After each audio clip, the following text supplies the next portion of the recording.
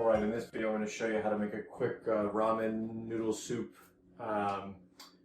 We've got 3 separate pans or pots here. One pot is going to be to make the broth. So this is the critical thing about this. You're going to make the broth separate from the noodles, separate from the cooking the vegetables. All are done in different steps. But all of this will be done really quickly. You'll see this video won't take very long to go through. The only thing I've started right now is I've got a pot of water up to temperature boiling for my noodles. So the first thing I'm going to add is my noodles, and we're going to use fresh ramen noodles for right now, so a skinny little noodle. You're going to cook them just like you would, whatever the instructions are for the noodles, you're just going to cook them like that. And you can start them earlier, it doesn't matter. You'll see what's going to happen is we're just going to kind of leave them off to the side, and we'll add them in at the last minute. So one of the things that's a little bit different about making these kind of ramens and Asian noodle soups is that the construction of the soup happens at the very last minute. So you add the broth to the noodles, and the vegetables all go in the bowl first, and then you add the broth after that. So it's nice and easy. The other benefit to that is, of course, you can very easily adjust the broth to your liking. So if you want the broth to be spicier, less spicy, different flavor, this is just kind of a video about the building blocks of making a noodle soup. And obviously you can take it however you want, take it from wherever you want to go to. So while these are boiling, I am going to start my broth. And then just after I start my broth, I can basically get started on making my vegetables, cooking my vegetables. As you saw in the other video, if you've watched the other video, you've learned about dry frying, and so that's what we're going to do here in this process. What we've done is we've got 1 scallion, which is going to be added in after the fact. We've got onions, and we're going to cut the onions really skinny. It's just a typical way of cooking in Asian cooking, or to cut the onions very skinny, so maybe like 1/8 of an inch, kind of gives you an idea. We've got snow peas or snap peas, whatever you've got. And then we've got carrots, which again we've cut kind of long and skinny. And then the last thing we're going to add is we've got some baby bok choy, which we've just kind of cut the bottoms off, and so that's the full leaf. Any bigger than this, and you might want to cut it down once or twice. If you have full bok choy, for example, you can do that. For the broth, what we're going to do is we're going to take half of the onions and some garlic, which we've already got chopped up as well, just to kind of season, and then we're going to add some miso paste and make like a miso broth. So let me get this process started. Okay, so turn that on. I'm going to add a little bit of olive oil because I'm going to cook the onions and garlic in first, and then I'm going to add then I'm going to make the broth.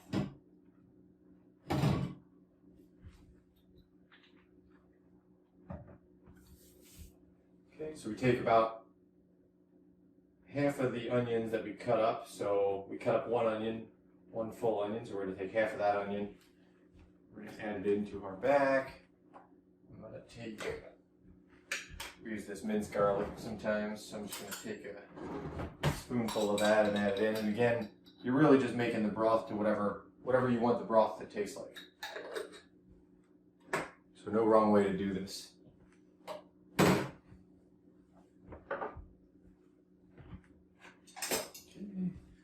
like our noodles are getting close. We're just going to taste the noodles. Yep, they're good. I'm going to drain them in the sink, and then I'm going to wash the starch off of them so that they can stay, and they're going to get cool, they're going to get to room temperature. We're going to run cold water over them. That's really not critical. You'll see when we add the boiling hot broth in at the very last minute, it's going to reheat these noodles in no time. So all we're doing is trying to cook them, and then we're going to halt the cooking process by running them under cold water and getting them so they don't stick.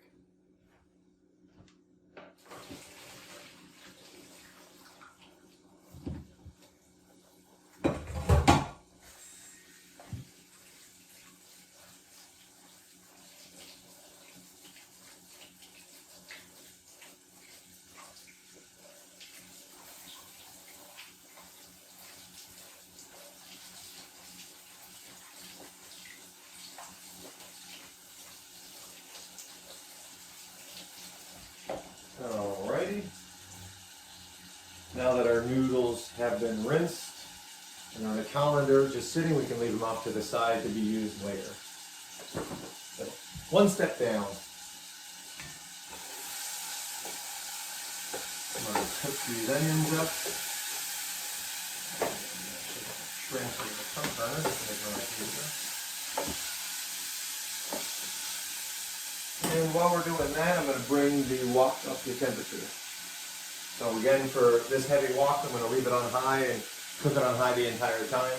If you have got a big frying pan that you're using, and put it on like a 6 or a 7 as you're frying.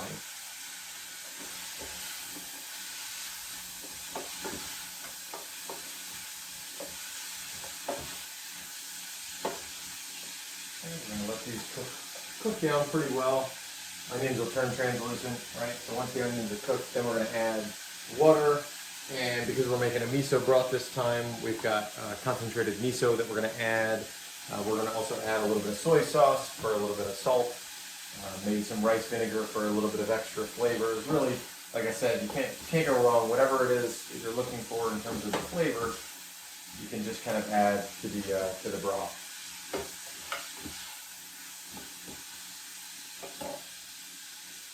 Since none of the ingredients are going to cook all together, if you taste the broth, if it's what you want it to taste like, that's the end product. That's going to be the majority of the end product's taste is going to be in the broth. So make it good and you're good to go. Alright, I'm going to like to add a little bit of water to the wok just so I know when it comes up to temperature, basically it'll boil out. Give it a few more seconds after that, and then I'll do the test with a little bit of water and make sure that it cooks off really quickly.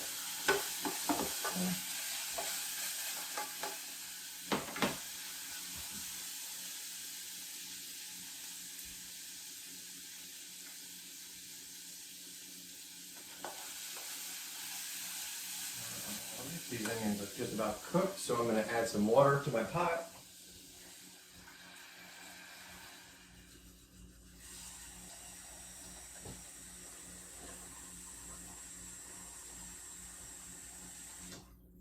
Okay.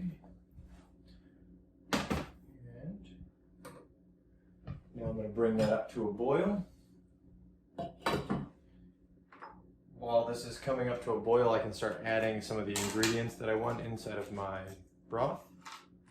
So I'm going to take this, I'm going to take 2 large scoops, and again, we're going to work through this process to get to the concentration level that you want in terms of the level of flavors and the types of flavors that you're looking for.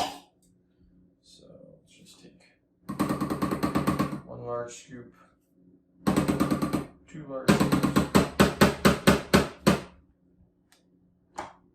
That. I'll take maybe a tablespoon or so of soy sauce and the same of rice vinegar. Okay. And then I'm going to let that come up to temperature, and then I'll sample it once it's up to temperature so that I get an idea of what this tastes like. You do have to stir the miso a bit to get it to dissolve, but it will dissolve. I think my wok is just about up to temperature, almost. So yeah, we're throwing a little bit of water in. We're looking for it to boil off pretty quickly. That should be good right there. Now what I'm going to do is I'm going to cook them all at one time. If we wanted to, we could cook the carrots separate from the onions, separate from the snow peas. And that's a good idea if you're not familiar with how long each of these take to cook yet. But in this case here, the carrots are going to take the longest, so I'm going to add them to the process first. I'm going to add just a little drizzle of cooking olive oil or sesame oil. The choice is yours. No wrong way to do this. Just a light drizzle. And I'm going to throw in some salt and a little bit of pepper.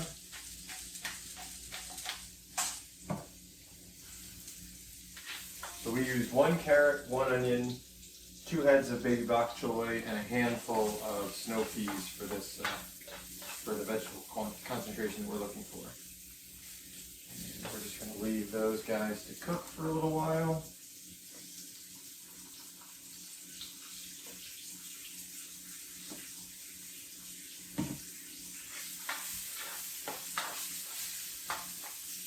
benefit to dry frying the vegetables is you really can't overcook them. They're not going to get mushy. They would burn before anything bad happens to them. So you can just kind of work through this process, and you can't really mess up. So don't worry too much about when you're dry frying how long each of these things take.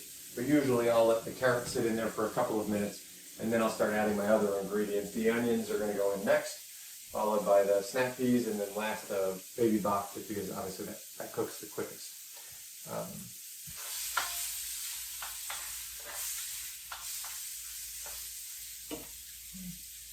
Keep giving our broth a stir.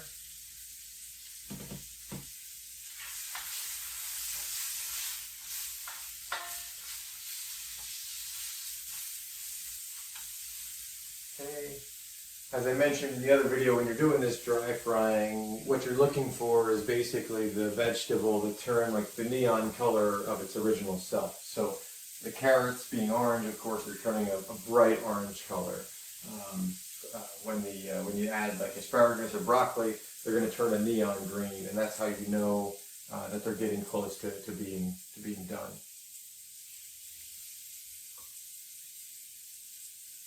Okay, I'm going to taste this broth just to see if it needs any.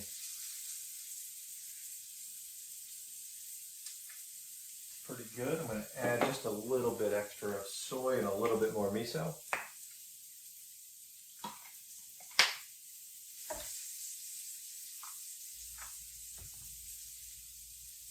Again, you're just getting it to the concentration that you like. That's the benefit of all of this. Is, if you want it saltier, you add more soy sauce. If you want it more miso flavored, add miso. If you want vegetable broth or chicken broth, you can do that as well. There's no real wrong way to cook this. Okay, carrots are good. I'm going to add the onions.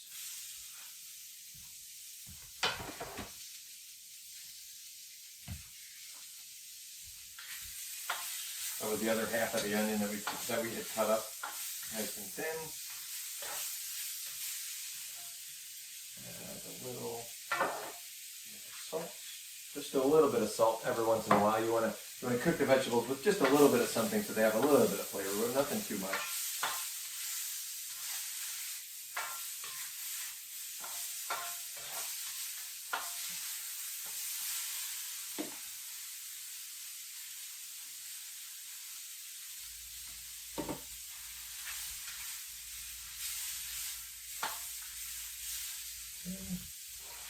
Onions don't need to take too long. I'm going to add the snow peas.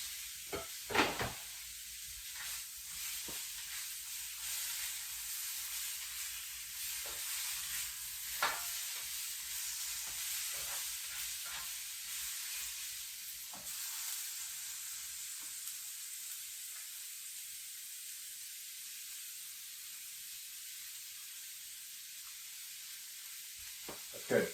That's a good broth. So we're right where we need to be with that, so that's good. Want to just keep that hot, basically.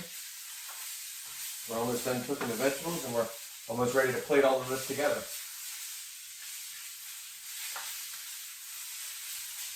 I'm going to add the baby bok to the mix.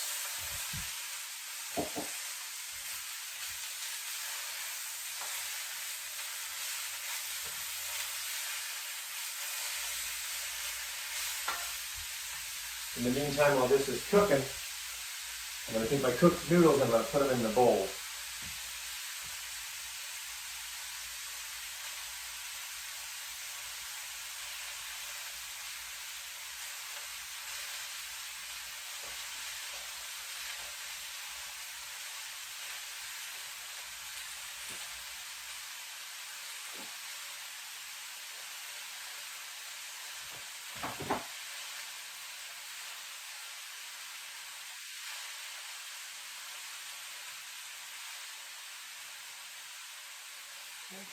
This is also great for portion control because you can put a certain amount of noodles in that you'd like, a certain amount of vegetables in that you like, and everybody can get the quantity and the concentration that they're looking for.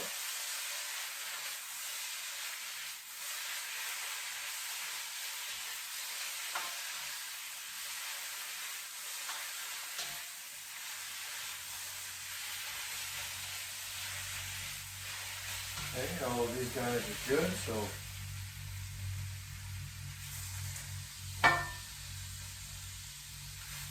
add the vegetables in on top.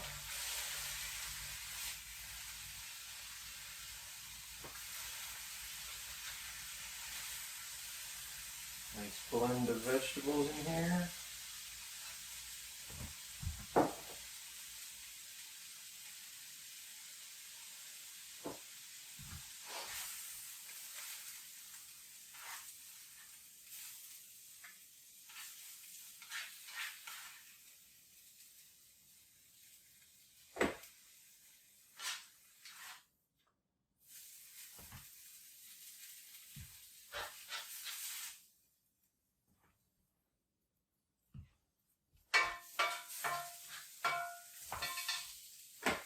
Okay, broth is done, it's boiling, so that's good. Finish scooping in the rest of the vegetables. Okay, so we're good there. Okay,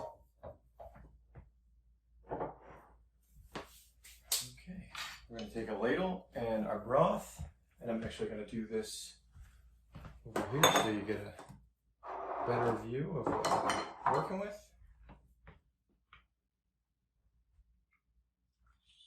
Ladle this on.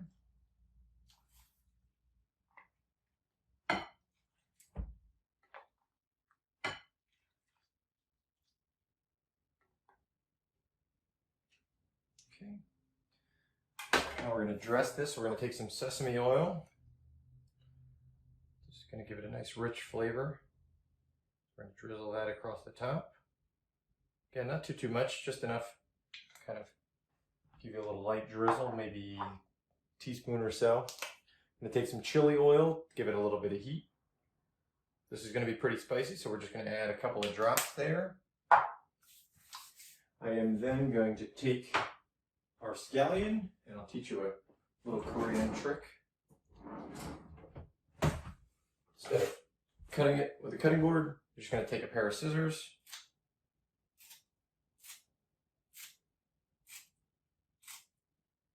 Cut a handful of them. Sprinkle on some sesame seeds.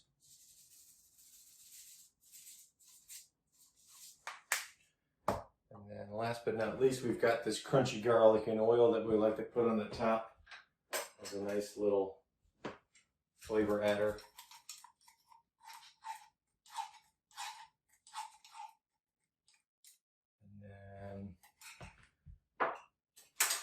Going to drizzle on a little bit of our everything oil that we made in another video as well. So take some everything oil, gives it a nice aromatic flavor. Again, adding a little bit more oil to the top. Just a couple of spoonfuls is enough here. All right.